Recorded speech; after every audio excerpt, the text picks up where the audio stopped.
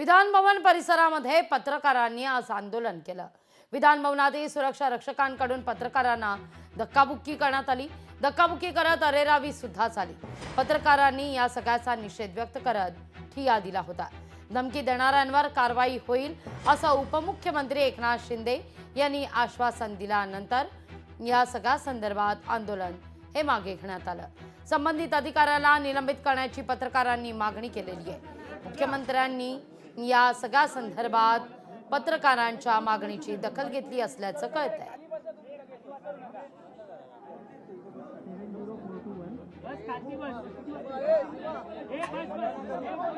नाना पटोले म्हणाले की पत्रकारांचा जो अवमान झाला त्या बाबतीमध्ये तुमच्याच दालनात मी आणि आशिष शेलार आणि आपले 2 मंत्री होते, त्या 4-5 लोकांना बोलवलं आणि तिथला जो विधानसभा परिसराचा जो प्रमुख डीसीपी आहे त्यांनाही बोलवलं होतं, पत्रकारही होते आणि तो संबंधित जो पोलीस कर्मचारी होता ज्यांनी त्यांच्याबरोबर गैरवर्तन केलं किंवा जी काही चूक केली तर त्यांनी त्याच्यावर कारवाई करण्याच्या सूचना दिलेल्या आहेत आणि पत्रकारांचं समाधान झालं, ते आता काम करतायत, ते तुमचं पण आता कव्हरेज देतील।